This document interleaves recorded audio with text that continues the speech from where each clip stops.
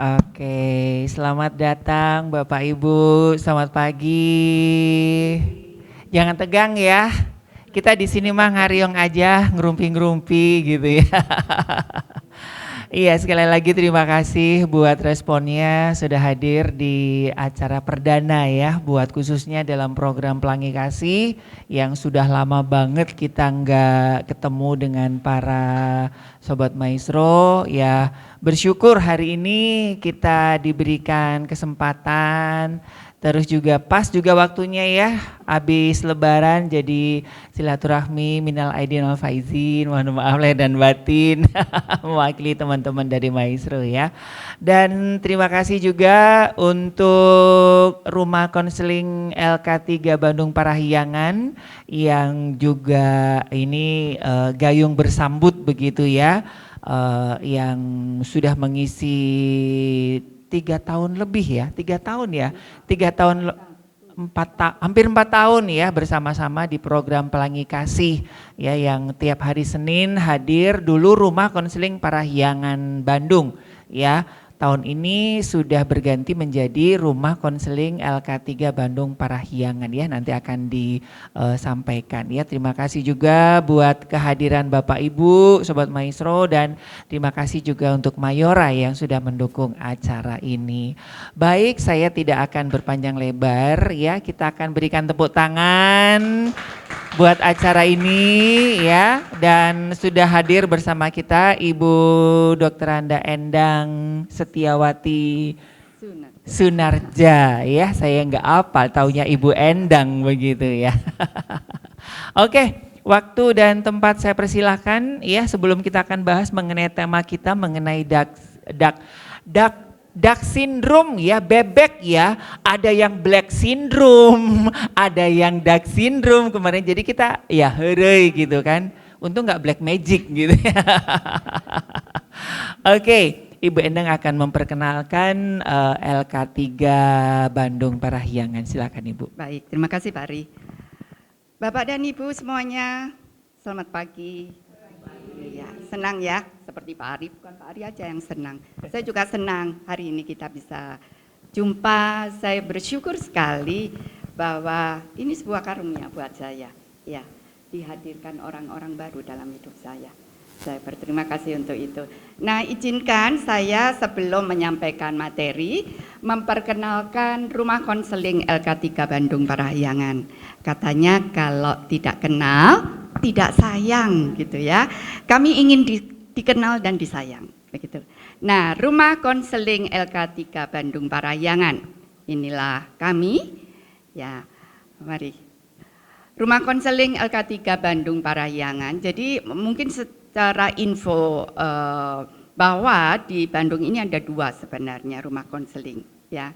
Tapi kami dengan nama Bandung Parahyangan, yang membedakan dengan rumah konseling yang lain ya. Yang lain itu Bandung, Jawa Barat ya, Jawa Barat, betul. Kami hadir di tengah masyarakat sebagai salah satu solusi dari permasalahan keluarga. Rumah Konseling LK3 Bandung Parahyangan berdiri pada 11 November 2017. Jadi usianya 7 tahun lebih ya. Dengan anggota-anggotanya dari para alumni jurusan konseling dari berbagai perguruan tinggi. Mungkin sampai situ saya ingin perkenalkan dulu ya, antara lain Bu Margareta, ini juga salah satu konselor dari Rumah Konseling LK3 Bandung Parahyangan. Bu Lucy, silakan Bu untuk juga berdiri supaya dikenal dan disayang Bu. Baik, hanya itu saja, yang lain jadwalnya bentrok begitu ya. Dan Bu Demi yang harusnya membawakan sesi ini tadi pagi sakit ya, jadi saya ambil alih. Baik, kemudian Bu silakan. Nah, Rumah Konseling LK3 Bandung Parahyangan adalah salah satu perwujudan dari visi LK3, yaitu LK3 itu Lembaga Konseling Keluarga Kreatif gitu ya. Terciptanya satu pusat konseling di setiap kota hingga tahun 2030. Rumah Konseling LK3 Bandung Parahyangan melayani keluarga dan anggota keluarga yang membutuhkan pelayanan konseling, konsultasi dan pendampingan, dan jenis-jenis pelayanan lainnya. Ini menjadi visi kami, menjadi penyedia layanan konseling yang terpercaya, berkualitas, dan menjunjung tinggi nilai-nilai kemanusiaan dan ketuhanan yang Maha Esa di wilayah Jawa Barat dan sekitarnya. Inilah visi kami. Dan misinya meningkatkan wawasan dan kepedulian terhadap konseling. Ya, antara lain kami mengisi acara Maestro. Ini salah satu juga untuk kami memperkenalkan tentang konseling. Ya. Orang bijak peduli konseling, itu moto kami. Melakukan upaya pencegahan masalah-masalah kesehatan mental. Salah satunya seperti yang kami lakukan saat ini. Ya, memberi wawasan dan menjadi upaya untuk pencegahan masalah-masalah mental. Melakukan pelatihan konselor dengan bekerja sama dengan LK3 Pusat. Menjadi tempat konsultasi masalah kesehatan mental keluarga, melakukan penanganan masalah kesehatan mental dalam keluarga melalui layanan konseling non-klinis. Ya. Ini beberapa yang kami sediakan, pelayanan yang kami lakukan, yaitu konsultasi pranikah, pasutri atau rumah tangga, keluarga, orang tua dan anak, kemudian isu-isu remaja dan seksualitas, pemilihan karir dan pendidikan, pengelolaan keuangan dan masalah hutang, juga khusus pengidap penyakit HIV dan AIDS, ada dokternya ya, dan melaksanakan seminar-seminar di bidang kesehatan mental.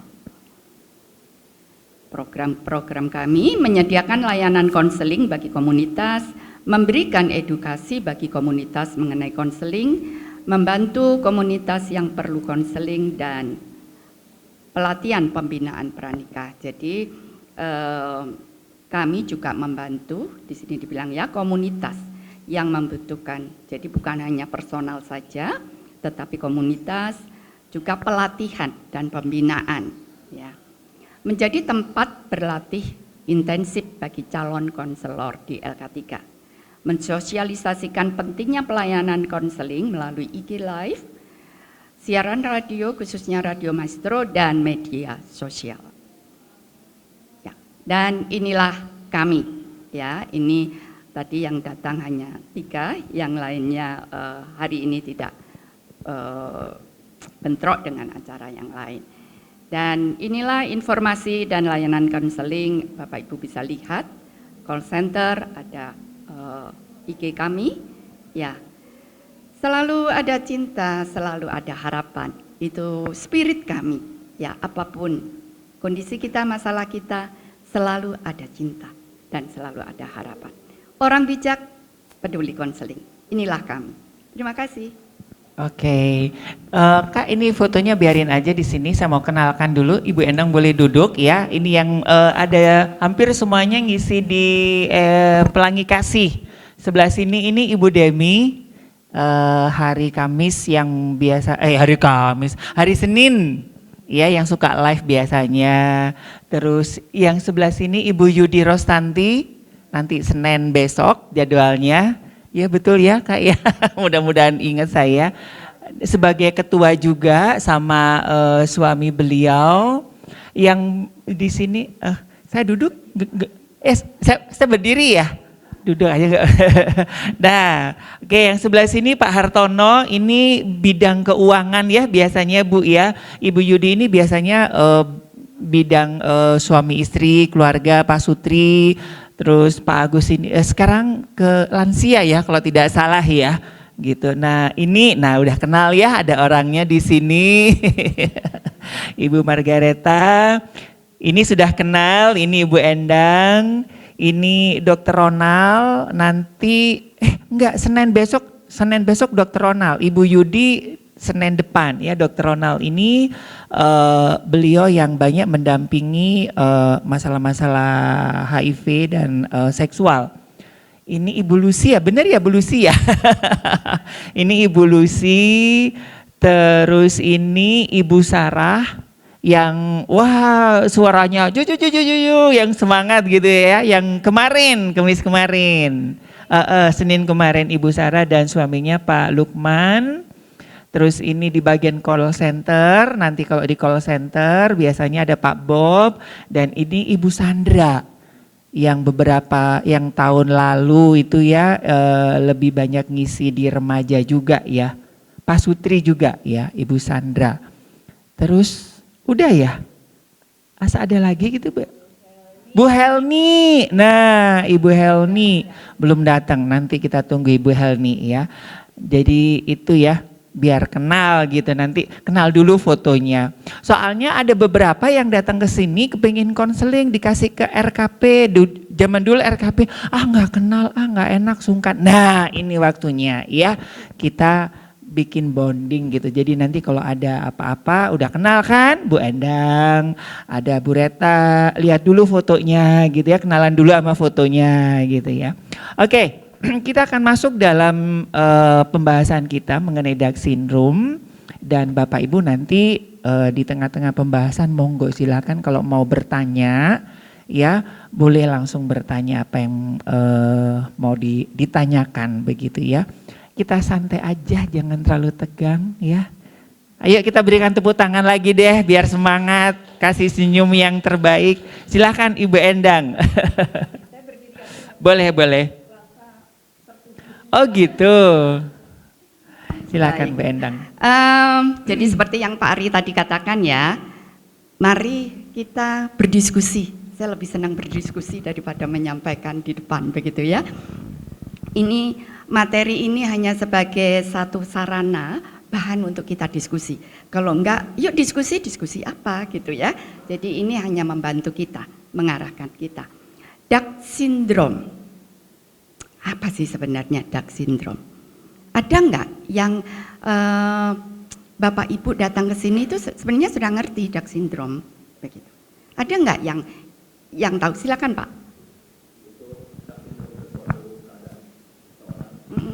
Silakan.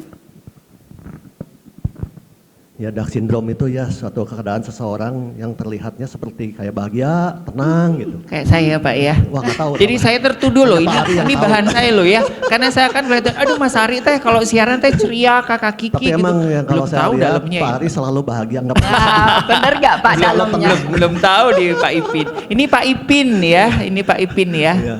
Jadi seseorang yang kelihatannya tuh seperti bahagia dan tenang, padahal dia tuh lagi berjuang melawan masalah dia ya, yang masalah batin itu. Dia sedang berjuang. Jadi seakan-akan dia ya kalau kita kasarnya seperti orang munafik ya, menutupi dia tuh padahal lagi berat-beratnya berjuang untuk melawan masalah batin dia, tapi dia di depan publik mungkin di depan umum terlihat seperti bahagia dan tenang. Itu yang saya tahu.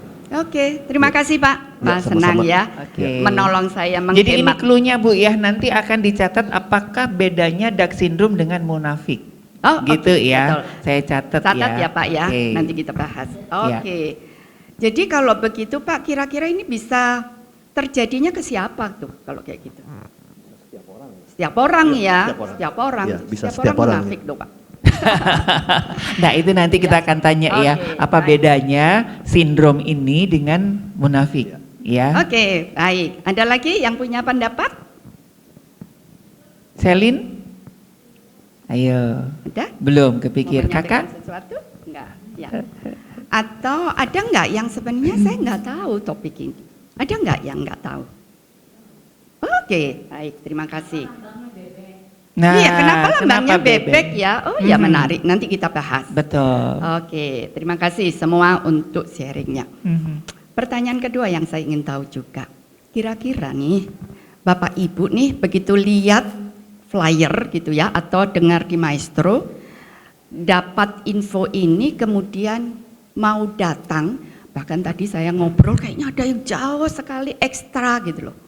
Ya apa sih yang mendorong Bapak Ibu pengen datang ke sini, pengen ikut seminar ini? Kira-kira apa?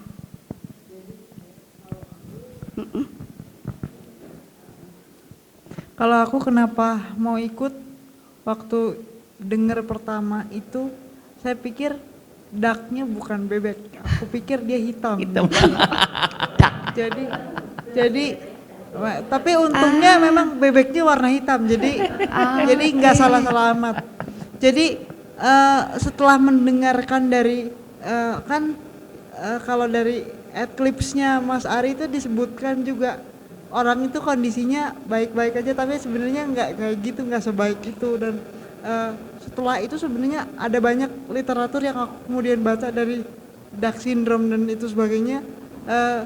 Aku berpikir kenapa aku harus datang, dan kalau bisa memang datang itu karena aku pengen mencegah diriku supaya nggak kayak gitu. Dan kalau memang ada orang sekitar yang mengalami hal seperti itu, apa yang kita bisa lakukan supaya menjaga kewarasan istilahnya kayak gitu ya, supaya jangan terlalu terbawa atau kayak gimana gitu.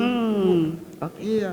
Ya. Wow, luar biasa Ya. ya, motivasinya luar biasa untuk diri sendiri tapi menolong orang lain juga. Wow, luar biasa. Baik, yang lain gimana? Pasti motivasinya ada yang paling beda-beda, jauh kan? dari Cihanjuang. Apa tuh Bu yang Karina. memotivasi atau disuruh lembaga? Kak Rina jauh loh dari Cihanjuang Iya, ujung luar loh ini. biasa ya. Ya kalau saya sebenarnya dari definisi Duck syndrome tadi di sekeliling saya sudah banyak terlihat, tapi waktu baca flyernya ini kayak istilah pertama yang baru saya tahu gitu, apa sih ini? Gitu. Terus saya baca-baca literatur, oh ini sebenarnya kejadian hal tersebut sudah sering saya lihat di sekeliling, cuma istilah Duck syndrome ini saya baru tahu, jadi saya mau tahu pergi gitu, daftar Oke, gitu. baik. Oke. Terima kasih. Satu lagi? Ada? Oke, Ibu, mari silakan. Terima kasih. Kalau saya datang itu memang sudah sering dengar dari maestro. Pengen tahu diri saya bagaimana. Oke. Gitu. Saya mau pelajari diri saya. Gitu. Oke, Itu aja, Ibu. baik, terima kasih. Wah, luar biasa, Ibu ini dari Arca Manik nunggu tadi ya Bu, angkot yang biasanya datang nggak datang-datang, ya nggak apa-apa, nge-grab. Wah, luar biasa semangatnya. Wah, oke, baik, terima kasih. Kita lanjut aja ya Pak. Iya, silakan, Nanti Bu. sambil kita ngobrol. Iya. Nah, kita lihat yuk apa itu Duck syndrome. Tadi Pak Ipin sudah menyampaikan Duck syndrome atau sindrom bebek pertama kali dikemukakan di Stanford University. Ya, ternyata dari jauh ya, bukan buatan di sini begitu. Ya, istilah ini menganalogikan seperti bebek yang berenang, makanya gambarnya bebek gitu ya. Berenang, kalau kita lihat kan di atasnya saja permukaan yang kayaknya anggun, tenang begitu ya. Nah, seolah sangat tenang ya. Tetapi kalau lihat gambarnya ya, kakinya itu berjuang banget supaya dia tetap bergerak dan supaya tubuhnya tetap berada di atas permukaan air. Kalau dia diam, tenang, dia bisa tenggelam. Itu kenapa sindrom bebek seperti itu. Kira-kira dari penjelasan singkat ini cukup dipahami enggak? Gitu ya. Iya. Jadi Iya, harusnya kenapa diganti enggak judulnya enggak Swan syndrome gitu ya? Kayaknya lebih oke gitu ya. Ya, oke. Saya nggak tahu ini dari Stanford kayaknya perlu koreksi gitu loh Pak ya. Masukan revisi. Ya mungkin kalau dari bebek mungkin dia lebih aktif geraknya. Kalau angsa kan memang dia anatomi tubuhnya itu memang udah didesain memang lebih jarang. Kalau bebek kan memang dia harus lebih banyak effortnya gitu loh Bu, gitu. Jadi sepertinya itu dinamikanya jauh Dinamika lebih ya. iya. Bisa jadi itu. Nah, seperti tadi Pak Ipin gambarkan. Nah, inilah gambaran orang yang tampaknya tenang. Nih, kita semua di sini deh. Datang dengan anggun, dengan semangat, dengan percaya diri. Tapi apa di balik kita? Mungkin kita sedang berjuang ya, supaya saya dilihat orang baik, dilihat orang tenang gitu ya. Supaya saya diterima oleh orang lain. Nah, ini bisa terjadi di mana saja, siapa saja, gitu ya. Tetapi yang kita mau pastikan penjelasannya itu dulu. Bisa ditangkap ya. Kalau ada yang tidak jelas, mari silahkan. Jadi jangan nunggu nanti Q&A. Tapi kita mau bersama-sama. Oke, kita lanjutkan dulu. Oke, mari Kak. Jadi yuk kita lihat apa saja sih tentang Down syndrome. Kita lihat dari karakteristiknya apa. Mereka, jadi kita bebeknya sudah ya, kita bicara kita manusia ya. Jadi hilangkan pikiran bebek dulu. Nah, karakteristiknya orang yang punya apa ya tentang Down syndrome ini menyembunyikan perasaan negatifnya biasanya. Ya, nggak mau di orang lain tahu bahwa saya punya perasaan negatif. Kira-kira perasaan negatif itu apa saja sih? Yuk kita sama-sama. Apa saja yang Bapak Ibu kenal tentang perasaan? Negatif. Marah, curiga, minder, apalagi? Sedih, gelisah. Oke. Ya. Karena setiap kita pasti pernah kan mengalami. Jadi yuk supaya kita makin kaya, banyak yang kita tahu tentang khawatir, yes. Kecewa, cemas, ya takut, ya. Itu nama-nama sakit hati, nama-nama emosi negatif. Sebenarnya baik nggak sih emosi negatif itu? Seringnya nggak? Lebih merugikan diri sendiri. Apa selalu merugikan diri sendiri, Pak? Cenderungnya. Ada positifnya. Kenapa ada positifnya? Karena emosi hanya menunjukkan itu reaksi tubuh kita. Kita bayangin kalau kita nggak punya emosi, ya sakit tapi nggak ngerasa sakit, antepin aja nanti sudah nggak bisa apa-apa, nggak tertolong lagi. Jadi jangan khawatir, jangan takut punya emosi. Saya agak sedikit. Emosi sama perasaan sama nggak sih? Beda-beda tipis. Emosi itu otomatis. Itu kan tadi saya bilang reaksi tubuh. Kalau perasaan itu subjektif. Kita merasakan atau tidak. Kalau emosi pasti ada. Kadang orang kita bilang marah ya, enggak, aku enggak marah. Ya, nadanya yes. Ya, emosi negatif tidak selalu buruk. Emosi negatif hanya menunjukkan kita punya kebutuhan. Tapi ekspresi dan itu kan sinyal ada kebutuhan yang harus dipenuhi.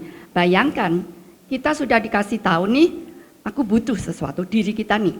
Tapi kita sembunyikan perasaan itu. Udah jangan muncul. Malu dong. Ya, bayangin apa yang terjadi. Jadi karakteristiknya adalah menyembunyikan perasaan negatif.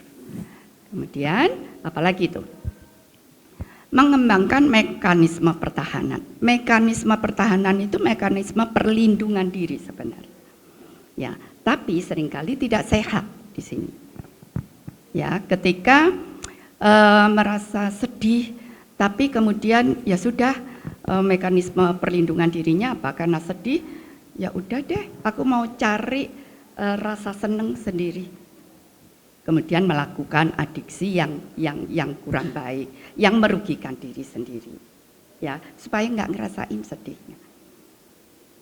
Kemudian mengalami stres dan kelelahan. Bayangan bisa dibayangkan ya, kalau emosi tadi ditekan, kemudian mencoba mengatasi dengan cara yang tidak sehat, lama-lama juga stres. Ya, kita juga lelah lama-lama. Betul nggak sampai sini? Betul ya? Oke, lanjut.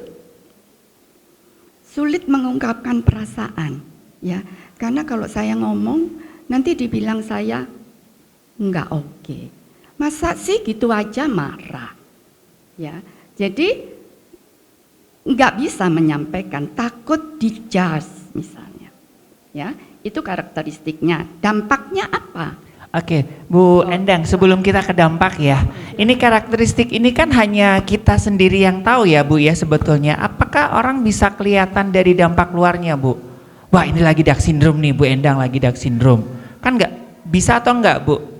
Kelihatan dari ekspresi atau dari apa namanya gejala awal bahasa tubuhnya kan ada, saya bilang aku nggak marah kok, tapi orang bilang oh ini lagi ada something gitu. Yes. Bisa Dengan nggak, Bu? tadi misalnya Bapak Ya. bilang aku nggak marah, Mhm. tapi reaktif itu kan juga menunjukkan ada sesuatu.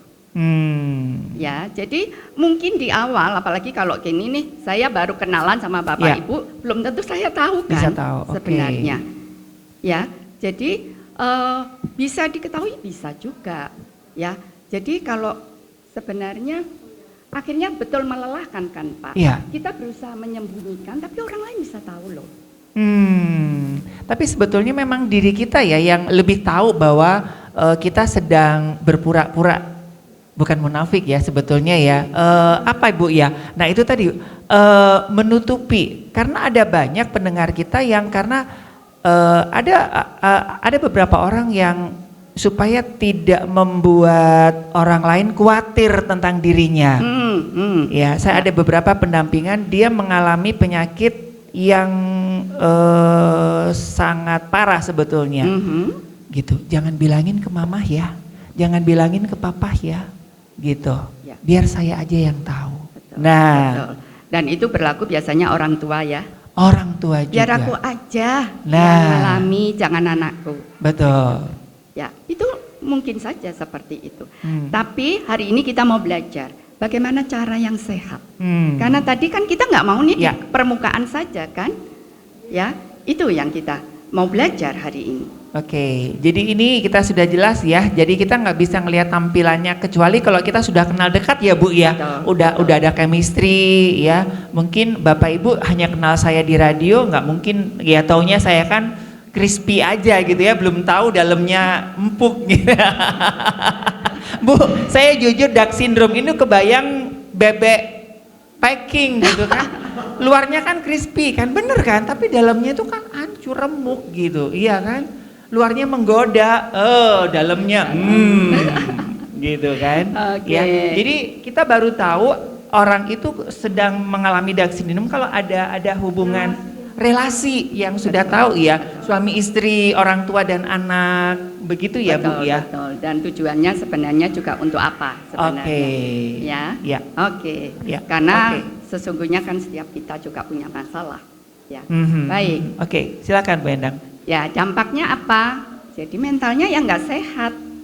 Karena tadi ya, depres, stres, lelah.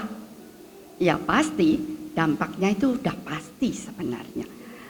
Mental tidak sehat karena tadi menekan emosi atau perasaan negatif. Kemudian yang lainnya, nah ini yang tadi Pak Ari katakan, membuat juga hubungan tidak sehat. Menerangkan, jadi tadi emosi atau perasaan itu hanya sinyal ada kebutuhan kita yang tidak terpenuhi. Yang sehat adalah kenali kebutuhan itu.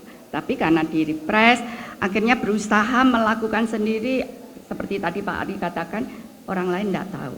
Tapi kan dengan sendirinya efeknya misalnya, kita sedang menyembunyikan bahkan dari pasangan, akan kelihatan juga kan Pak. Mungkin kita menghindar dan itu betul akan membuat hubungan tidak sehat. Karena kita nggak menjadi diri kita sendiri kan apa adanya. Ya. Karena ditekan tadi. Juga orang tua ke anak. Kita mau melindungi anak sebenarnya, tapi ya perlu cara yang lebih sehat. Dengan cara menyembunyikan itu nggak apa adanya, intinya begitu. Oke, selain itu jadinya kinerja juga buruk, relasi buruk, akhirnya kebawa tuh ke tempat kerja. Ya, bisa dipahami ya sampai saat ini ya, stres, kelelahan. Nah, sekarang bagaimana tuh mengatasinya? Yuk kita lihat beberapa. Mengenali dan mengakui perasaan negatif tadi ya, tidak ditekan. Jadi yang perlu adalah kenali, identifikasi perasaan saya ini lagi apa sih? Sekarang nih kalau boleh saya tanya, Ibu Bapak di sini sekarang ini perasaan Ibu Bapak bagaimana? Apa perasaan Ibu Bapak di sini sekarang?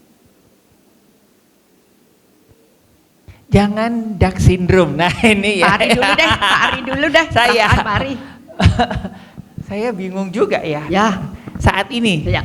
deg-degan lah Bu. Lagi Oke. mikirin ini mana si kakak ini daftar udah nggak dateng gitu Oh, ya. sedang menunggu yang lain. Oke, Bapak Ibu gimana? Saya lelah sih Bu sebetulnya, lelah capek.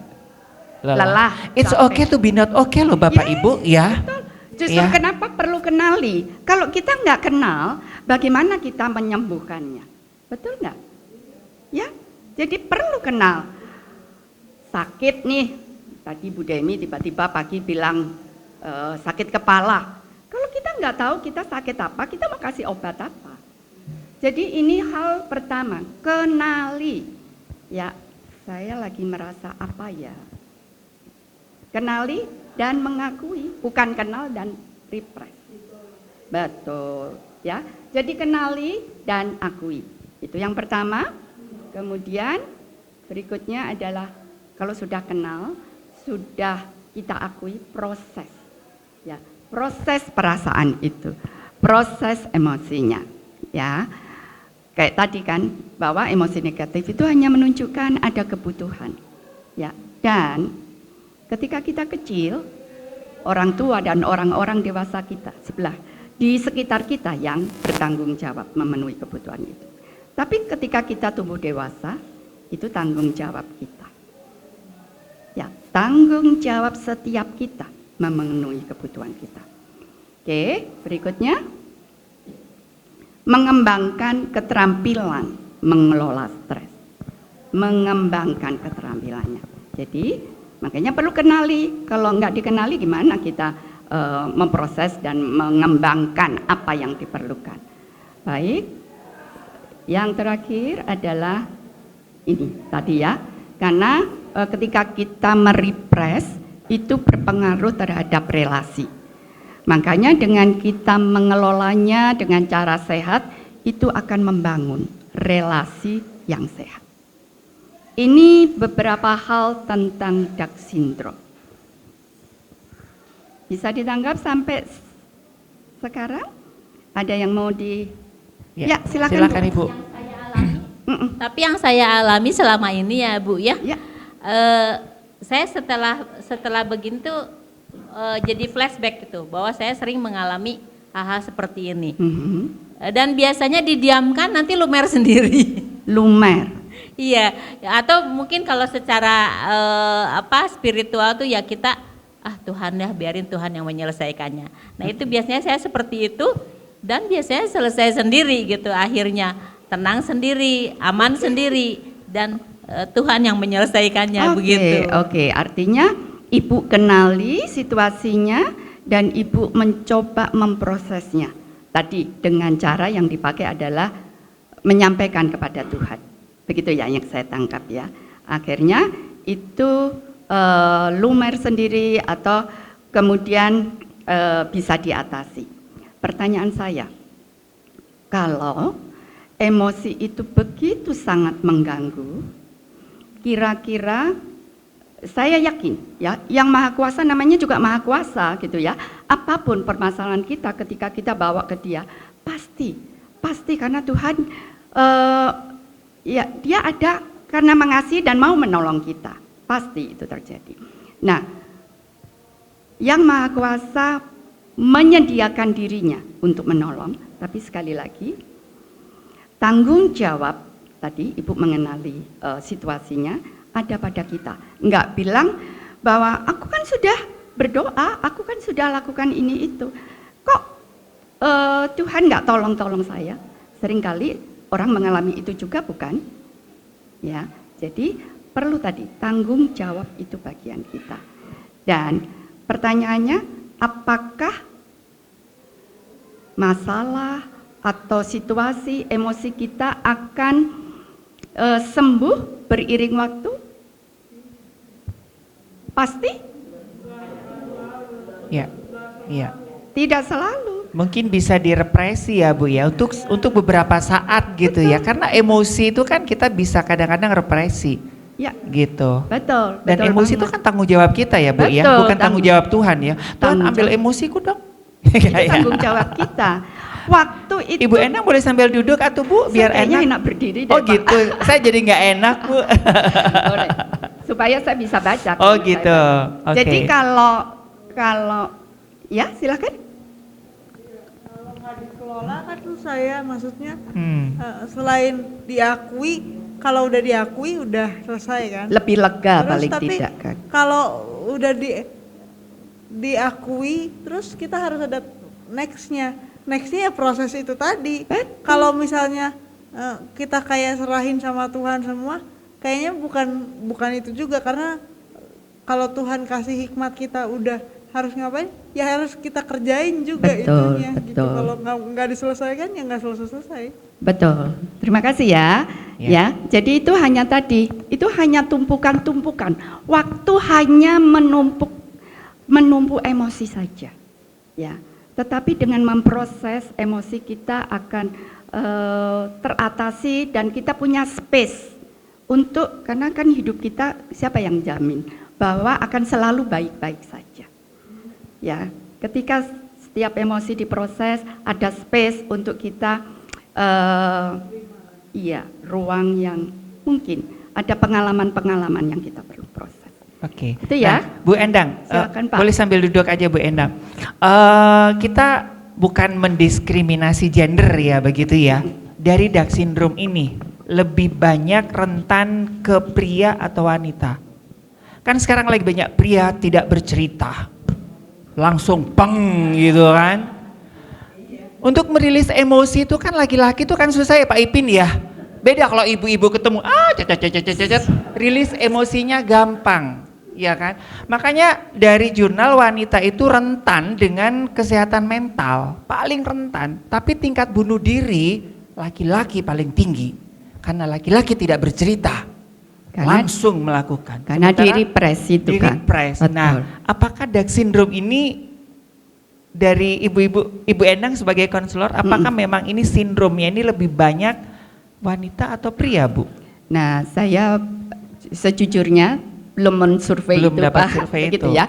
Tapi bisa terjadi laki-laki dan wanita juga, ya. Karena intinya tadi menyimpan, ya. Wanita kalau pria lebih jelas ya Pak, maksudnya karena dia menyimpan. Iya, kan begitu susah tuh Bu, masa Pak Ibu ngerumpi gitu kan. Kalau wanita itu kan gampang ya untuk merilis emosi itu paling gampang banget gitu. Ya kan 25.000 sekian kata kan. Oke, Laki-laki oke. 10.000 aja, baru 1.000 aja udah uyuhan ya Pak Ipin ya. Gitu ya. Borong-borong, ya udahlah, ya gitu aja kan. Untuk merilis emosi itu kan susah Bu laki-laki. Ya, gitu. susah tapi bukan berarti nggak mungkin Pak. Nah Pak Ipin ini mewakili ya. Ada bapak-bapak yang datang luar biasa ya Pak. Ada adik kakak kita juga. Ya, Harley. Harley. Terima kasih Harley sudah datang. Oke, baik. Jadi, ya silakan Pak. Nah, masalah emosi dan perasaan ini kan beda-beda tipisnya emang ya. Apakah bisa disimpulkan bahwa kalau emosi itu tindakan yang spontan, sedangkan kalau perasaan itu enggak gitu? Bisa Jadi bisa dibilang emosi enggak? itu akan spontan ada mengikuti reaksi kita. Ya. Jadi kalau ditanya emosi memang enggak ada apa-apa, enggak mungkin. Ya, Hanya jadi kita spontan. enggak bisa memahami. Ada kalanya kita enggak tahu memang Pak. Karena ketika kita ditanya perasaan kamu bagaimana, perasaan itu ada di area kognitif, di prefrontal cortex, dan itu perlu pemikiran lebih. Sedangkan emosi sebenarnya letaknya kalau cara kerja otak itu ada di emosi kerja otak yang mengelola emosi. Jadi emosi itu akan ada lebih dulu. Ya, kelihatan Bu ya. Jadi Bapak Ibu kalau punya gambar di handphone itu kan ada emoticon kan. Cuman kita mikir ini orang ini lagi ketawa, lagi apa? Tapi kan udah simptomnya itu kan udah kelihatan dulu kan. Ya kan? Orang ini Ya, ketawa, Itu kan ada emoticon ketawa kan, ini ketawa nyengir, ketawa Sinis. bahagia, ketawa dalam derita, itu kan banyak ya emoticon ya. Kalau kita ngomongin lingkaran emosi, itu ada puluhan loh. Yes, betul. Nah, itu harus mengenali ya. Ketika Mengenali. kita sedih karena apa? Sedih nggak punya duit, sedih karena ditinggal pacar, sedih. Nah, itu bagian itu ya Bu ya. Betul, Jadi betul. emosinya itu kan apa yang muncul di luar, tinggal yang perasaannya itu Pak. Jadi yang emosi harus- cenderung spontan ya bisa dibilang. Emosi itu selalu ada. Iya, itu Ya. yang muncul di permukaan ya Bu ya, sebetulnya ya. Tinggal kita merasakan atau tidak. Jadi sangat penting loh. Saya nggak tahu Bapak Ibu di sini cukup paham nggak? Mengenali emosi itu penting banget buat kita. Betul. Ya, beberapa klien saya kalau misalnya ditanya, biasanya kan tanya lebih perasaan. Nggak tahu, nano, saking banyaknya. Jadi penting untuk kita menamai, melabel. Ini aku lagi merasa apa ya? Itu penting. Juga untuk yang masih punya anak-anak kecil, sangat penting. Ya, itu pintu awal untuk kita memproses. Semoga menolong ya Pak. Iya, iya. Oke. Ya. Ini satu lagi kan ini kalau dark syndrome ini apakah bisa dikategorikan juga sebagai penyakit mental atau psikis gitu? Bisa nggak? Masuk gangguan mental. Ya dikategorikan. Larinya ke sana Pak kalau Ya nanti dibiarin. kalau dia kan bisa akut ya, Ya, bisa bertumpuk kan kalau nggak ada tadi seperti yang Selin bilang kita kenali terus diakui dan yang paling penting kan prosesnya ya ini prosesnya Betul. tindakan kan ada Betul, tindakan betul. untuk gimana gitu kan. oke. Bukan seperti tadi yaudah udahlah dengan sendirinya Bu tadi di belakangnya kayaknya tuh bisa numpuk itu bahaya justru Ya. kan suatu saat nanti ditumbuk-tumbuk meledak malahan ya. Ya betul ya Selin ya. Cek dulu dong. Ya, Kalau gimana, Bu? apapun yang dibiarkan akan jadi. Ya. Ya Pak, kan tadi ada stres. Stres itu biasanya, stres itu tidak selalu buruk ya. Ada stres positif, ada stres Betul, negatif gitu ya. Jadi kalau dibiarkan makin lama sekitar 2 minggu begitu diabaikan itu bisa depresi. Kalau udah depresi kan masalah mental kan Pak. Mental ya. Ya makanya kita mau semua belajar di sini Oke. bagaimana cara merawat diri kita. Merawat gitu ya supaya tidak ya itu tadi ya Ibu Endang kita kenali perasaan gitu ya. Jadi kalau misalkan ada ya saya suka bilang it's okay to be not okay, nggak apa-apa gitu ya. Yes. Jadi apa kabar? Baik gitu. Biar kita diterima, Betul. biar kelihatan smooth, kelihatan crispy gitu kan. Ya. Supaya dan itu banyak banget loh Bapak Ibu termasuk saya juga ya kadang-kadang. Nah itu gimana Bu antara kan kadang-kadang kita sebagai profesional gitu ya kan nggak mungkin atuh saya lagi Bu saya sedih lagi nggak mood siaran lagi sedih. Kan kayak gini aja padahal saya kan nggak Bapak Ibu kan nggak tahu kan perasaan saya kayak gimana apa yang sedang saya tutupin gitu kan. Ya, mengenali Pak, mengenali dan memproses itu. Nah itu gimana Bu? Nah, nanti kita akan Tahap-tahapnya. sampai ke sana. Jadi simpan Boleh dulu. latihan nggak Bu? Jangan sekarang Pak. Oh, nanti ya. kita akan sampai ke sana. Nanti ke ini aja ya ke RKP ke LK3 ya. Nanti kita praktek. Oh, ya. iya, Kita boleh, coba boleh. dulu ya Pak ya. Oke. Lanjut ya. Mhm. Oke, kita akan lanjut ke Ya. Reta, bisa tolong. Ya. Siapa saja yang bisa mengalami? Ya, kita lihat yuk siapa aja ini yang bisa mengalami Dark Syndrome. Pelajar dan mahasiswa.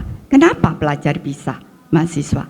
Kan mereka bersaing ya Pak biasanya ya. Kenapa?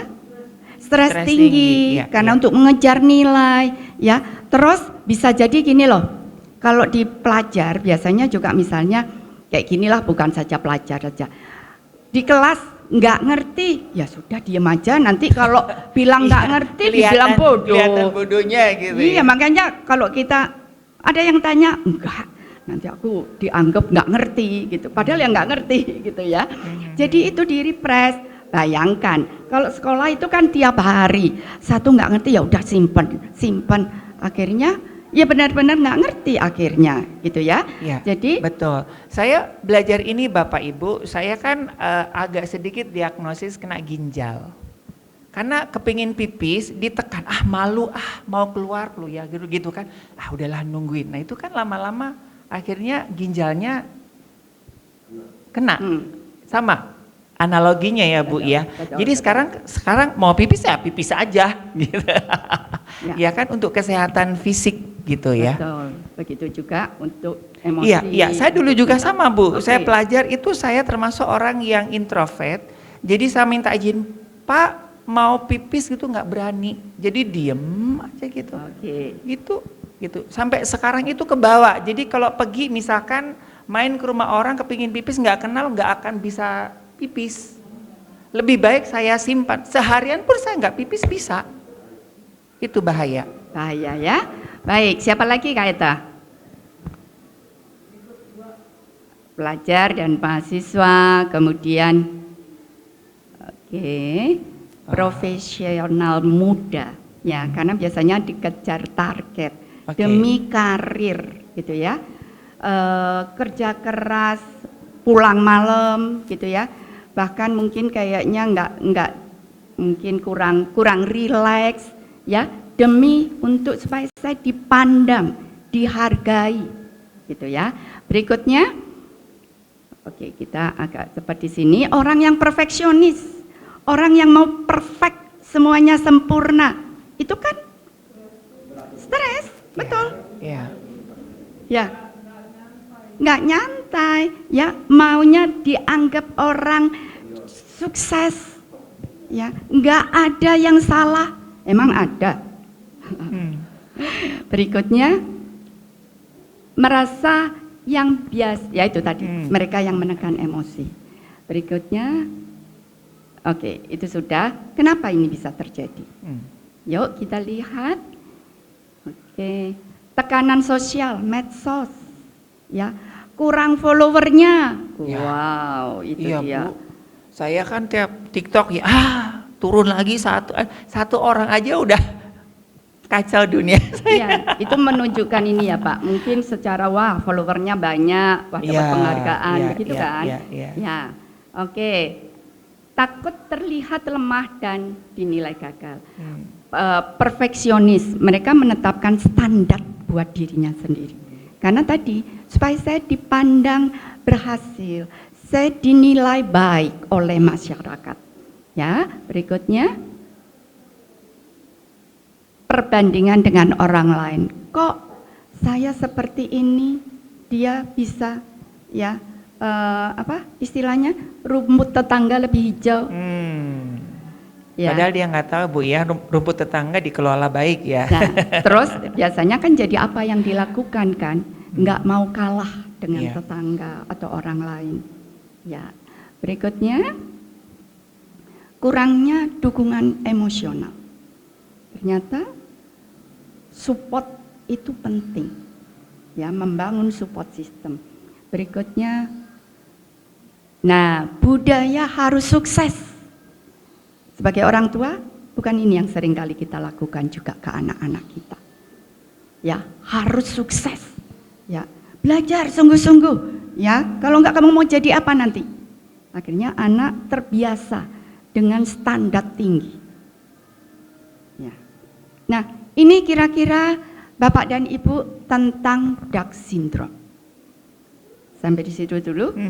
Pak Ari, kira-kira ada yang mau merespon? Ada yang mau bertanya? Ada yang mau menanggapi? Iya silakan Kak Retno. Pertama saya senang gitu ya bisa berada di sini gitu. Soalnya agak kurang sehat gitu. Lagi batuk jadi tadinya Habis pulang apa kampung jadi ya. enggak, apa kesini enggak gitu. Takut menulari gitu. Tapi ternyata sampai juga di sini gitu. Kalau tujuannya ke sini itu karena ya biasanya mendengar di radio gitu. Sekarang ada siaran langsungnya, jadi pertama temanya menarik dan ingin tahu situasinya langsung pasti lebih menarik gitu. Lalu bertanya-tanya itu begini, apa itu Down syndrome itu negatif atau positif gitu? Negatifnya mungkin karena terkesan menyembunyikan kata-kata pura-pura. Terus kalau positifnya apakah ada positifnya itu kemampuan untuk mengendalikan diri di dalamnya itu termasuk ada kematangan emosi gitu. Nah, Iya. Oke. lalu kalau setelah melihat tayangan yang baru saja itu mengapa terjadi, sepertinya Down syndrome itu cenderung terjadi pada orang dewasa, misalnya mulai dari usia belasan, dari SMP mungkin. Kalau anak-anak kan mungkin cenderungnya bersikap seadanya gitu. Ya senang, sedih, biasanya anak-anak itu cenderung seadanya. Senang tertawa, kalau sedih ya menangis langsung. Mungkin jadi dimulainya mungkin sejak usia belasan gitu. Ya begitu. Oke. Pesan saya. Ya. Ya. Oke. Gimana Bu? Ya, Ada terima 3 kasih. pertanyaan Bu. Karena tadi kalau siapa Kak Retno? Kak Retno. Ya. Setelah mendengar tadi begitu ya. Tadi kan pertanyaannya positif atau negatif. Ya. Jadi dari apa yang kira-kira coba kita bicarakan, Ibu Retno dulu gimana? Pendapat Ibu sudah kira-kira bisa menangkap ini positif atau negatif?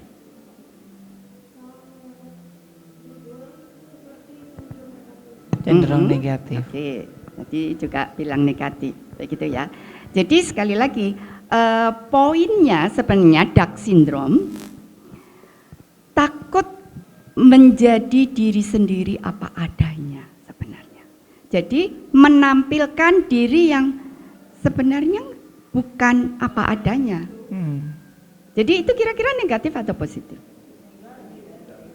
Tapi emang gampang menampilkan diri apa adanya. Capek ya Bu? Capek. Capek dah. Iya. Bisa berbohong? Yes. Nah, bagaimana menjadi diri sendiri apa adanya? Sebenarnya itu yang kita mau bahas. Tidak menampilkan dirinya orang lain, ekspektasi orang lain. Kira-kira bisa menangkap. Tadi mungkin masih agak bingung gitu ya. Ya, Nah ya. itu sebenarnya. Oke, ini ada 2 hal yang cukup menarik ya, Ibu Endang ya. Dan Kak Retno tadi saya ambil ada kematangan emosi. Jadi apakah dengan Down syndrome ini matang ya, dapat tekanan, gua kan hebat, gua bisa menutupi banyak, berarti kan Down syndrome ya. Jadi kuat gitu loh Bu, matang gitu kan. Dan bagaimana menampilkan diri apa adanya, tapi secara benar. Secara benar. Nah, karena ada beberapa ya udah aku pengen marah-marah aja, mau di depan umum, mau di mana. Nah, itu kan yang harus. Nah, itu kan katanya harus menampilkan diri apa adanya. Nah, itu gimana Bu Endang? Sikap seperti itu saya kembali bertanya. Tadi kan antara lain mengatasinya akhirnya kita bisa berelasi dengan sehat. Ya. Dengan cara seperti itu kira-kira dampaknya kepada orang lain sehat nggak ya Pak? Nah, itu ya. Jadi Membuat orang lain luka malahan, betul nggak? Oke. Jadi artinya dengan catatan ya Bu, ya menampilkan diri apa adanya dengan benar. Dengan benar. Oke, dengan benar ya Bapak Ibu ya. Bukan ya aku kan begini orangnya.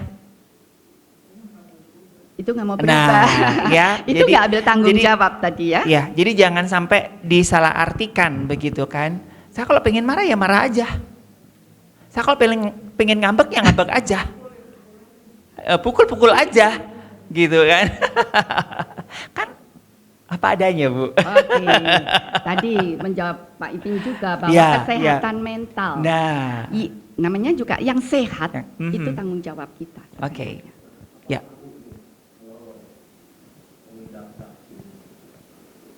Pengidap. Ya pengidap. Nah, kita Sebentar. sebutnya pengidap. Ini Stok nggak? penyakit atau bukan sih Bu? Ya penyakit. Soalnya kalau ada kata pengidap berarti kan Nah itu makanya tadi bisa dikategorikan sebagai penyakit mental atau psikis gitu. Tadi kan rasanya arahnya ke sana ya. Kalau dia stres berkepanjangan, ditumpuk-tumpuk, akhirnya dia depresi dan akhirnya bahkan mungkin bisa gila juga mungkin ya.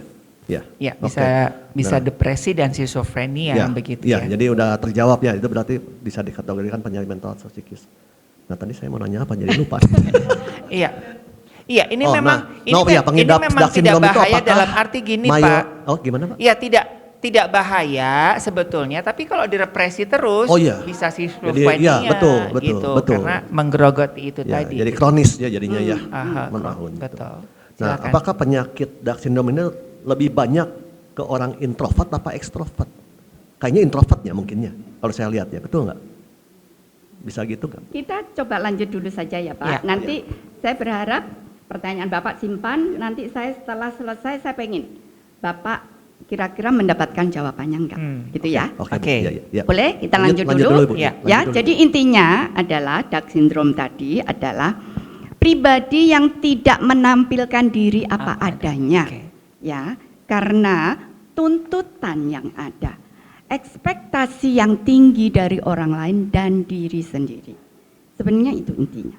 Oke. Nah, sekarang bagaimana supaya kita bertanggung jawab atas hidup kita yang sehat? Ya. Semua pengen sehat dong? Oke, baik, kita Nah, lanjut. sekarang ya. ini apa yang mesti kita lihat lakukan ya. nih ya Bu ya? Ya, oke, lanjut. Oke, berikutnya, yes, ya, the gift of imperfection, ditulis oleh seorang Brené Brown, ya, ini seorang periset sebenarnya, ya, dia mengatakan tentang, jadi ini buku yang terkenal begitu ya, The Gift of Imperfection, jadi karunia-karunia atas ketidaksempurnaan. Ya, dia mengatakan tidak apa-apa tak sempurna, hilangkan pikiran harus menjadi apa. Jadilah diri sendiri. Itu sebenarnya menjawab tadi di awal. Ya. Jadi apa? Apa yang mau dia sampaikan? Menjadi diri sendiri ini seperti apa itu? Ya, dia bilang nggak apa-apa loh, nggak sempurna.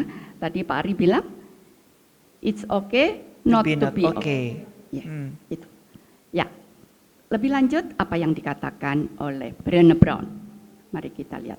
Dia itu sampai meriset ya, 10 tahun untuk dia bisa menemukan satu konsep hidup yang sepenuh hati, hidup yang apa adanya. Luar biasa ya, menghabiskan waktu sedemikian lama.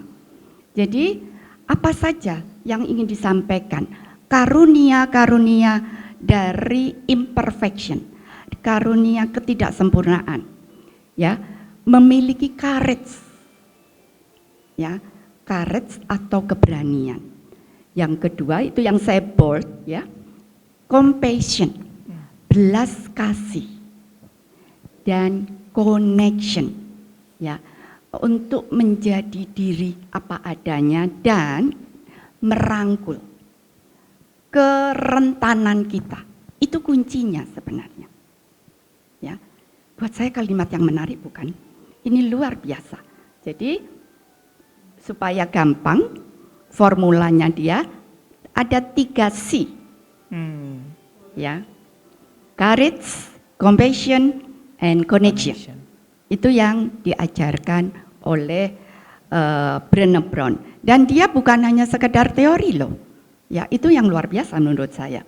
Dia menghabiskan waktu 10 tahun untuk meriset, tapi bukan sekedar knowledge. Dia juga mempraktekkan. Ya, apa yang sedang diriset, itu yang luar biasa. Kita lihat satu persatu. Ya, ini the gift of imperfection. Yang pertama adalah courage. Ya, courage ini diambil dari bahasa Latin cor, yang intinya itu tentang apa ya? Mungkin terjemahan atau ini mengacu kepada jantung. Jantung itu kan inti dalam kehidupan kita ya, inti sekali. Dan courage atau keberanian ini yang berani menjadi diri sendiri, mengenali dan mengakui apa yang sedang saya rasakan. Ya, connect ya dengan yang awal saya katakan tadi. Jadi mengenali dan mengakui apa yang saya rasakan dan keberanian membagi cerita hidup kita. Gampang emang? Gampang? Susah Bu. Susah.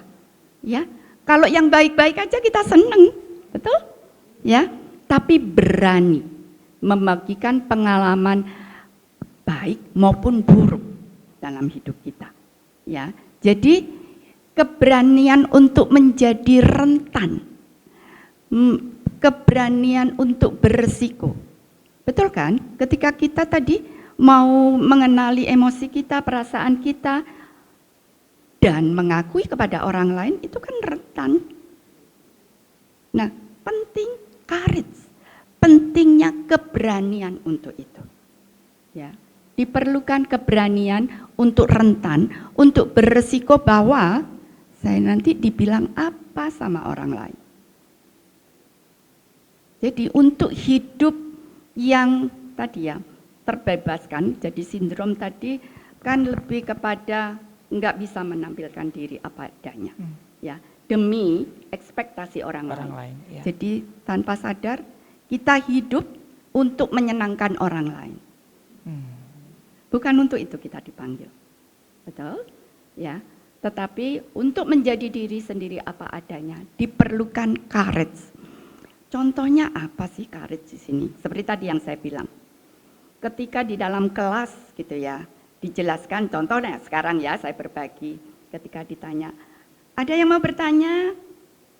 Tenang semua, ya, karena tadi takut nanti dibilang apa kalau aku bertanya, ya. Padahal sebenarnya setiap kita membawa pertanyaan masing-masing, gitu loh mungkin.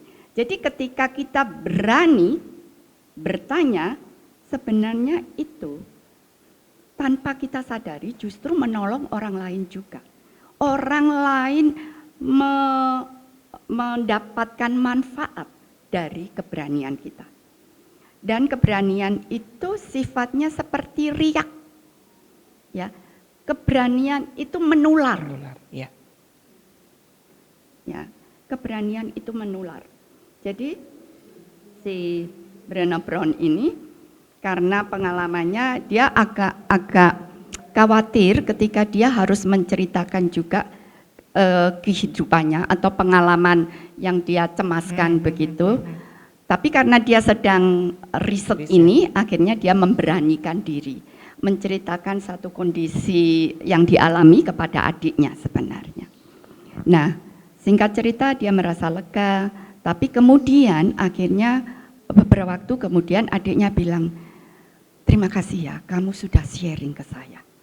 Sehingga saya tahu ada sesuatu yang saya nggak berani menyampaikan kepada orang lain. Itu menolong dia, ya, menular sehingga dia berani. Jadi connection ini sangat juga bisa menolong orang lain. Perlu dari kita sendiri. Mari jadilah berani dan biar itu membawa orang-orang lain lebih berani menjadi dirinya sendiri. Oke? Kenapa Pak? Ya. Sangat Betul, harus, betul. artinya dari diri kita sendiri. Betul, betul. Jadi seperti di pesawat tuh Pak, kan sering dibilang pakai masker sendiri dulu sebelum menolong anak-anak. Ya kan? Kenapa sih itu? Kalau kita nolong anak tiba-tiba oksigen habis, kitanya mati, anak kita sama siapa? Ya, betul. Jadi perlu kita menolong diri sendiri dulu, bukan egois. Itu tanggung jawab kita. Ya. Ya. Supaya kita juga menolong orang lain ketika kita lebih kuat. Itu prinsipnya. Oke. Iya.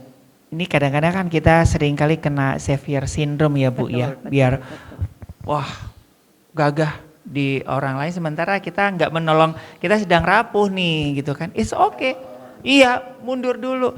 Bapak angkat saya itu militer. Jadi kalau ini mundur dulu, atur strategi, baru nolong orang gitu.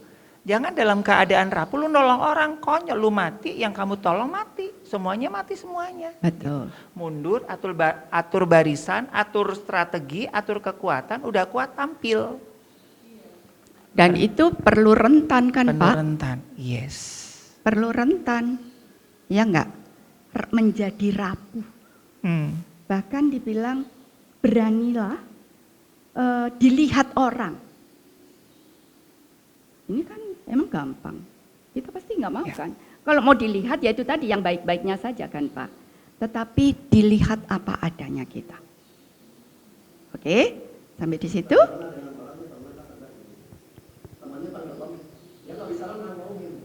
Iya, ya kan konyol Pak namanya. Akhirnya dua-dua. Betul. Iya, iya, gitu. Oke, Jadi baik. memang itu tanggung jawab kita dulu Tanggung begitu jawab ya. kita. Ya, Ya. ya, ngukur Jadi, diri. ya berani untuk ya menjadi berani. Ya. Supaya dengan kita sehat, kita kuat, kita menolong orang lain juga. Mhm. Tapi mulai dari kita. Ya. Itu ya. Baik. Dari situ saya bisa lanjut. Oke, silakan Compassion. Bu. Connection. Belas kasih. Nah, belas kasih ini juga diambil dari bahasa Latin juga. Pet dan cum, artinya menderita bersama-sama. Itu diambilnya dari tentang compassion ini. Jadi penting mengenali kesamaan manusiawi kita. Saya dengan orang lain. Contohnya tadi. Kesamaan, misalnya setiap kita tadi ya, pasti punya masalah. Ada orang yang nggak punya masalah? Nggak ada. Itu perlu belas kasih. Jadi intinya di sini adalah penerimaan. Menerima diri kita apa adanya, menerima orang lain juga. Semakin kita menerima diri kita sendiri dengan orang lain, kita semakin berbelas kasih. Ya, ini sebuah tindakan yang berani. Berani ketika berbelas kasih, biasanya bisa jadi kita jadi lebih tenggelam di dalam kesedihan. Gitu ya. Nah, itu butuh keberanian untuk bayar harga, untuk tadi ya Pak, lebih mengakui kondisi kita, dan kemudian seperti kita berbelas kasih, ya empati kepada orang lain juga perlu empati kepada diri sendiri. Bagian dari compassion ini adalah self compassion. Ya, nanti saya akan lebih detail di self compassion. Saya ingin kita sama-sama mempraktekannya. Jadi saya ingin kita di sini bukan saja knowledge kita tambah pinter, tapi saya ingin kita sama-sama berlatih praktek compassion. Jadi Ibu Bapak, courage, compassion, dan connection ini adalah praktek hidup kita. Kalau namanya praktek, itu ya mengalami. Jadi kalau ini hanya sekedar teori, ya. kita bisa belajar di rumah ya Pak. Betul, Ngapain jauh-jauh? Betul. Ya, contoh, seperti kita belajar berenang. Bagaimana caranya belajar berenang yang efektif? Nyemplung. Iya, bukan cari-cari gimana ya berenang supaya aku enggak tenggelam, gaya apa ya? Cari literasi dulu ya Bu. Tapi kita enggak Ya, berani begitu nyemplung. juga courage, compassion, dan connection. Ini adalah praktek yang kita mau berlatih tiap hari. Kalau tadi Pak Ari kan mengatakan, Bu, gimana caranya? Saya kan harus tampil prima. Nah, bagaimana kita menghidupi praktek-praktek ini dalam hidup kita? Sehingga ketika kita harus tampil, kita sudah lebih oke. Bukan menyembunyikan. Ya, tetapi apa adanya saya. Kadang saya salah, it's okay, saya salah. Gitu ya. Oke, sampai sini bisa lanjut dulu. Nanti saya akan balik di compassion. Ya, untuk kita praktek sama-sama. Oke, lanjut dulu. Yang terakhir adalah connection, keterhubungan. Keterhubungan ini membuat kita, ini menjadi seperti energi terhadap apa tuh? Atau seperti apa ini maksudnya?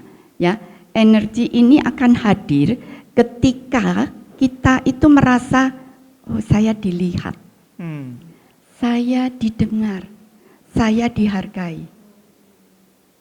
Ya, itu membuat kita jadi terhubung. Betul?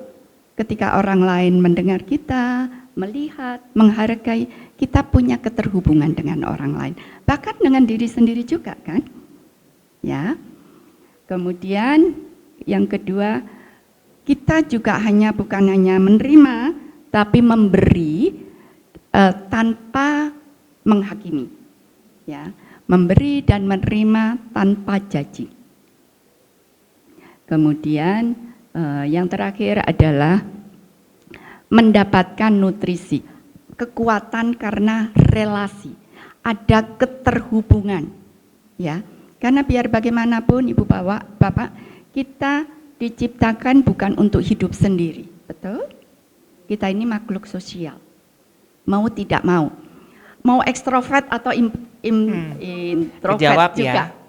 Ya, kita adalah makhluk sosial. Kita ditujukan untuk hidup bersama orang lain. Ya, bagaimana ketika juga sekali lagi perlu keberanian untuk saya mengatakan, Pak Ari tolong bantu saya dong. Keterhubungan dimulai dengan keberanian untuk rentan, untuk tadi dalam posisi lemah bahwa saya butuh ditolong. Ya, jadi ketika saya mungkin mau minta tolong, saya, aduh Pak Ari, nanti ngomong gitu apa ya? Ya, ambil resiko. Saya takut. Di sininya perlu compassion kepada diri sendiri. Oh, saya sedang takut sekarang. Kalau orang lain takut, biasanya gimana respon kita, sikap kita? Menolong, kita empati, ya. Bagaimana kalau itu terjadi kepada diri kita sendiri? Siapa yang harusnya berbelas kasih? Diri kita sendiri. Tadi tanggung jawab itu ada pada diri kita. Oke. Nah, sebenarnya intinya 3 hal ini yang perlu dipraktekkan. Ya. Nah, saya mungkin kasih contoh supaya lebih mendarat begitu ya. Ketika ada beberapa hal yang saya perlu lakukan, artinya tugas-tugas begitu ya. Ada seperti menyampaikan materi antara lain. Suatu saat karena jadwal yang cukup padat, begitu ada dalam 1 bulan itu harus ada beberapa materi yang saya siapkan. Jujur untuk materi yang waktunya saya harus bawakan, saya itu kayak blank gitu ya. Saya lelah dan saya pikir, waduh, apa ya kata orang nanti? Saya nggak punya ide sama sekali. Maksudnya ide tertentu, tapi kayak yang ini sudah dekat waktunya. Akhirnya saya belajar. Ini kita langsung nanti lebih ke compassion ya yang saya mau lakukan ya. Karena kaitannya tetap kemana-mana. Tapi saya mau kita latih, kita berpraktek itu. Tapi saya kasih contoh dulu. Nah, kemudian saya ambil waktu dan saya coba bertanya kepada diri sendiri. Apa ya yang saya rasakan sebenarnya? Sejujurnya saya khawatir. Saya khawatir sekali bagaimana ini di sesi saya, kemudian saya tidak bisa menyampaikan tugas yang harusnya diberikan kepada saya. Apa kata orang, gitu ya? Kan memalukan sekali kan? Ibu Bapak pernah nggak ngalami? Ya, mungkin bukan contoh seperti ini, tapi yang lain gitu loh. Jadi saya merasa oke, saya khawatir, jujur. Kemudian, saya belum sampaikan. Kita coba melihat lebih kepada diri kita, karena kita nggak bisa kendalikan orang lain ya. Tadi ya, kita hanya bisa menolong dari posisi kita. Gitu. Nah, makanya saya mau kita berlatih self compassion. Sebelum contoh saya tadi ya, seorang PhD namanya Kristen Neff. Ya, saya takut salah bacanya. Kristen Neff. Kalau ibu-ibu mau, bapak ibu bisa browsing juga. Kristen Neff ini memperdalam tentang self compassion. Ya, self compassion atau belas kasih kepada diri sendiri. Ada 3 elemen yang diajarkan. Yang pertama adalah mindfulness. Mindfulness itu kepada kesadaran diri. Apa sih yang sedang saya rasakan? Dan saya mencoba mempraktekkan saat itu adalah saya merasa cemas, saya khawatir. Kemudian itu yang saya rasakan. Kemudian elemen yang kedua adalah common humanity. Common humanity di sini artinya adalah, kemudian saya berpikir, kalau orang lain ada di posisi saya, apakah mereka juga nggak takut, nggak cemas, nggak khawatir? Pak Ari gimana? Khawatir nggak Pak? Takut Khawatir. nggak Pak? Oke. Ya, saya juga takut, khawatir, orang lain juga.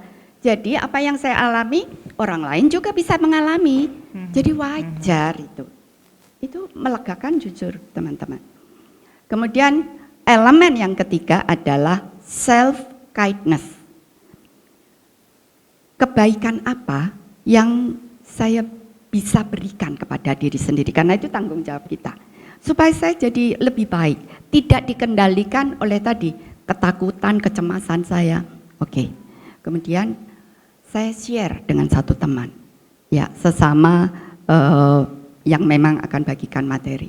Kemudian waktu saya share, kemudian dia menolong saya, memang memberi beberapa solusi, tapi yang kemudian muncul, saya juga sebenarnya. Courage, keberanian, dan menolong akhirnya koneksi kami nyambung. Oh saya juga pernah mengalami begitu. Akhirnya kami saling berbagi materi, saling menguatkan. Itu sangat menolong. Itu terjadinya malam sekali. Akhirnya saya nggak bisa juga. Emangnya saya mau begadang berapa lama? Emangnya kemudian saya akan bisa? Enggak juga kan? Ya sudah, saya istirahat. Besok paginya saya tiap pagi, khususnya setelah pandemi, selalu jalan pagi 45 menit gitu ya. Tiba-tiba sambil jalan, sambil itu, ini percaya nggak percaya, tiba-tiba itu kayak Dapat klik gitu loh ya. Pak. Ya. Bapak ingat waktu saya sampaikan the power of needs, Oh iya. itu sebenarnya pergumulan saya di sana. Ya. Oke. Dan itu melegakan sekali. Ya. Dan ini praktek, latihan yang saya terus belajar. Ya. Nah, sekarang giliran ya Ibu Bapak kita mencoba belajar ini ya, mempraktekkan, nanti silakan lanjutkan di rumah begitu ya. Oke. Saya sekarang boleh berdiri. Oke, Oke, silakan Pak. Iya. Karena memang waktunya cukup terbatas nih ya Bapak Ibu ya. Harusnya sih sudah selesai jam 10:30 nih. Karena tadi kita mulainya agak Telat. mundur 15 menit ya. Jadi kita sepakati 5 menit lagi. Kak Reta gimana? 5 menit lagi. 10 menit lagi ya. Oh, Kita boleh, 10 selesai ya menit. Bapak Ibu ya. 10 menit ya Kak Reta ya. Oke. Dia lebih berbelas kasih. Saya mah 5 menit. 10 menit ya Kak ya. 10 menit lagi ya Oke. kita akan selesaikan ya. Oke, nggak apa-apa, sebentar Pak. Ya. Saya pengen kita pulang itu dengan satu praktek, sesuatu olah-olah yang kita bisa Ya. bawa Oke. dan kita praktekkan, begitu ya. Nah, kita akan berarti self compassion. Tadi ada 3 elemen, ya, mindfulness, kesadaran diri. Jadi gini, apa yang sebenarnya kan Bapak Ibu sendiri yang tahu apa yang Bapak Ibu sedang pikirkan, ya, perasaan apa yang Bapak Ibu bawa, mungkin kekhawatiran, sedih, takut, apapun. Oke, sudah ya, di dalam pikiran aja nggak apa-apa, nggak usah disampaikan. Ya. Dalam diri masing-masing aja ya. Kita mau berlatih aja dulu. Kemudian itu tadi mindfulness, yang kedua adalah common humanity. Coba pikirkan, kalau orang lain ada di dalam kondisi saya, wajar nggak bahwa juga mereka ngalami kok kayak saya?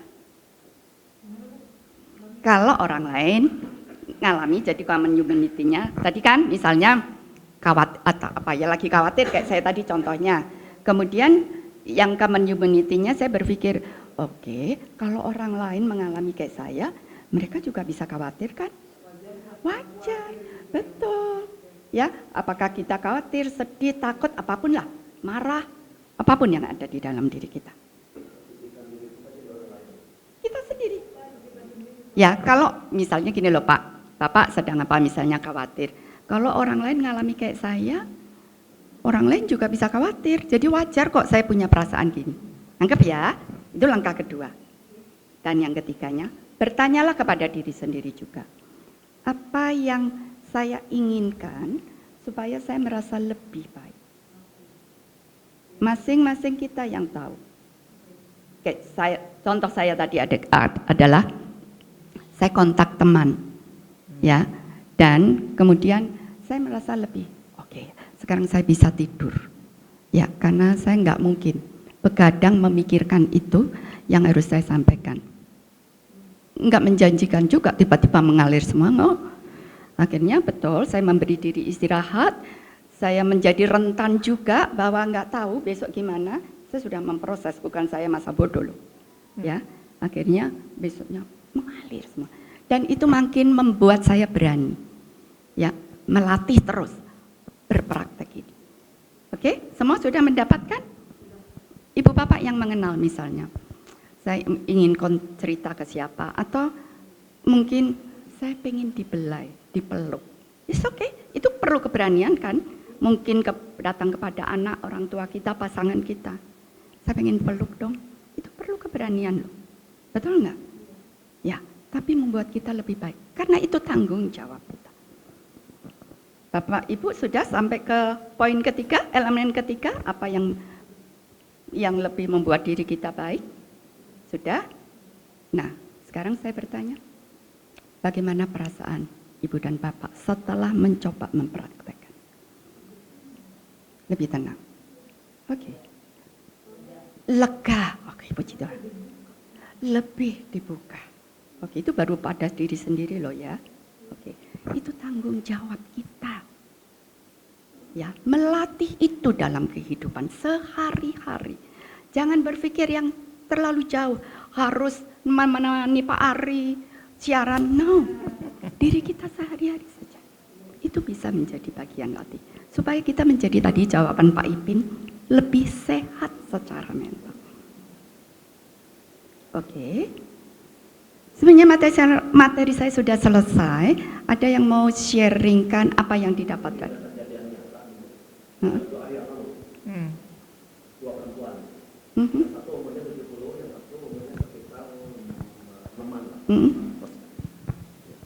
Ya, ini ada dua wanita. Saya lihat sendiri ini ya. Sebetulnya kita sebut si A umur 70, si B-nya itu umur sekitar 56-an. Nah, si B ini sering dia datang ke kosannya si A. Ini saya dapat ceritanya dari si A ya. Di situ dia dilayani, suka makan itu ya, pokoknya nggak hitungan lah si A-nya itu ya, yang umur 70 ini. Nah, pas kejadian kemarin di hari Kamis, itu di satu gereja ya, si A ini cuma minta tolong gitu kan, ini mungkin di courage ya dia ya, memberanikan diri. Pas kebetulan si B-nya tuh dia di depannya dia lagi nuangin air teh.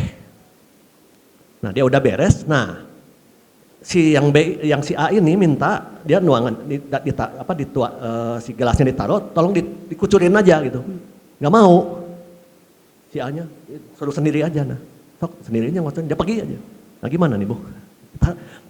Menyikapi orang kayak gini gimana tuh? Jadi si A ini sampai timbul kepahitan. Oke. Kesel banget gitu, nggak tahu diri. Ya, ke rumah saya makan seenaknya, ketiduran, wah segala macam, jadi ngoceh jadinya. Gimana nih? Kita nggak bisa kendalikan orang lain ya Pak. Orang lain. Untuk si A-nya gimana tuh? Solusi untuk si A-nya yang pentingnya. Si B-nya mah kayaknya lempeng-lempeng aja udah bahas. Gitu. Maksudnya si A ini yang kepahitan. Yang kepahitan, yang umur 70. Ya. Perasaan kita adalah tanggung jawab kita. Kita yang bertanggung jawab memproses itu. Orang lain bukan bagian kita. Ya. Jadi kenali apa perasaan saya saat itu. Ya, sehingga ya ini supaya kita jadi lebih sehat. Ya, kita hanya bisa menolong orang dari posisi kita yang memang sehat. Dan itu nggak terjadi begitu saja, proses diri. Ya, jadi sekali lagi, tanggung jawab terhadap kebutuhan, terhadap perasaan, itu ada pada kita. Orang lain mau berbuat apa, saya yang bertanggung jawab terhadap diri saya. Oke. Apakah ada solusinya nggak atau saran atau untuk si A ini gimana harusnya bersikap? Ya itu tadi Pak, mesti kenali dulu emosinya apa dan proses itu kembali. Sebentar, bagaimana? Waktunya sudah ada? Karena waktunya sudah habis ya. Oh, boleh 5 5 menit menit katanya. lagi. Oke. Oke, terakhir ya. Terakhir ya. Aku nanya terakhir. Jadi gini, kalau misalnya kan itu deteksinya dari tadi buat kita sendiri. Terus kalau kita udah kenal sama orang yang deket kan kita tahu dia iya atau enggak gitu. Nah, terus kalau orang lain mengalami, apa yang kita bisa lakukan untuk, karena kalau ngomong ke dia juga agak sulit kalau dia nggak mengakui itu dan nggak merasakannya kan Bu. Apa yang bisa dilakukan untuk itu? Untuk orang lain tadi. Iya, maksudnya kita tahu nih orang ini mengalami itu, tapi kita juga sulit untuk ngomong ke dia bahwa dia tuh begitu. Mungkin juga dia menyadarinya tapi dia nggak mau mengakui begitu. Apa yang harus kita lakukan, karena ya itu juga nggak mudah Bu. Ya. Iya, begitu. Atau kalaupun nggak ngasih tahu, ketika kita berhadapan dengan situasi seperti itu dan kita nggak bisa bilang sama dia secara terbuka, apa yang bisa kita lakukan supaya lebih baik itu kondisinya, relasinya lebih bagus. Iya, dan sebagainya. udah ketangkep Ketangkep sih ya. Iya. Ya. Silakan Ibu. Intinya kita hanya bisa menolong orang yang mau menolong dirinya sendiri. Iya. Sebaik apapun kita, kalau orang main menolak, ini prinsip yang kami pakai juga sebagai konselor, ya.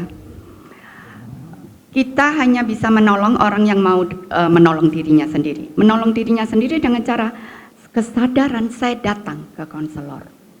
Ya. Jadi konseling yang dilakukan karena suruhan itu sebenarnya kurang efektif. Ya, harus mulai dari diri sendiri. Betul. Ya. Itu di luar kontrol Luar kita. kontrol kita, iya. Ya. Oke. Ya, Itu jadi, semua. Ya, jadi intinya yang disampaikan Ibu Endang hari ini adalah itu tanggung jawab kita. Ya, kita nggak bisa jadi Savior syndrome orang gitu. Betul, Jadi betul. tanggung jawab untuk menyehatkan mental kita gitu. Ya, jadi orang lain berespon seperti apa itu mah urusannya dia. Tanggung jawab kita gitu ya Bu ya. Betul, Gitu ya. betul. Jadi jangan capek-capek ngebuang energi buat orang yang nggak mau ditolong, nggak mau menolong dirinya sendiri juga gitu. Kita sehatkan mental sendiri. Betul, gitu itu lah, tanggung jawab tanggung kita. jawab kita. Ya. Jadi itu menjadi penata layanan terbaik kita Ya. untuk, sekali lagi, kita hanya bisa menolong orang dari posisi kita yang sehat. Oke. Gitu ya. Ya. Oke. Terima Oke, kasih. ya. Untuk terakhir. Ya silakan. Ya. Closing Ini statement closing dari statement-nya. summary-nya. Saya berdiri aja. Keinginan untuk dipandang dan tetap tenang seperti tadi ya. Dak, bebek. Keinginan untuk dipandang tetap tenang, anggun, rileks, dan terkendali sebenarnya tentang keinginan untuk meminimalkan kerentanan, kerapuhan kita. Untuk mengurangi resiko merasa kurang memadai. Dan itu melelahkan, sangat-sangat melelahkan. Betul? Menjadi seperti nggak ada apa-apanya, padahal ada apa-apa kita proses apa-apanya itu. Jadi berani menjadi diri sendiri bisa terasa tidak nyaman, yes, betul kan? Dan seringkali berisiko, terutama tentang merangkul ketidakberdayaan, ketidaksempurnaan kita, menumbuhkan keautentikan diri, dan memandang dunia dengan tatapan serta ucapan. Saya memadai. I am enough. Itu sangat melegakan dan memberdayakan. Ketika kita bisa memberdayakan diri kita, kita siap memberdayakan orang lain. Sebagai yang terakhir, Brené Brown mengajarkan kita secara praktis. Mari kita belajar untuk memeluk kerentanan kita, menyadari bahwa saya memadai, I am enough, dengan mempraktekkan dua hal. Satu, ketika kita bangun pagi, katakan, banyak hal yang belum saya selesaikan, yes, tapi banyak hal sudah saya lakukan juga, ya. Banyak yang sudah saya lakukan dan ada beberapa yang belum. Tetapi saya memadai. I am enough. Ya, sikap sikap ini ketika bangun dengan memulai hari dengan kepenuhan, saya memadai. Apapun saya. Just as I am enough. Bukan karena kita melakukan ABC dan dengan perfect, no. Tetapi saya memadai. Yang kedua, tidur dengan satu pemikiran, ya, saya tidak sempurna. Saya rentan, bahkan kadang saya takut. Tapi itu tidak mengubah kebenaran bahwa saya berani. Ya, saya berani, saya bisa berbelas pengasih juga. Kiranya semuanya menjadi berkat, mari terus berpraktek menjadi diri kita apa adanya. Ya. Oke, Baik, dan terima kasih. Iya, terima kasih. Saya Ari dan Ibu Enda mengucapkan terima kasih dan sampai ketemu di pertemuan yang akan datang, sesi selanjutnya dengan topik-topik yang lebih menarik lagi. Ya, terima kasih dan sampai jumpa. Terima kasih. Kareta.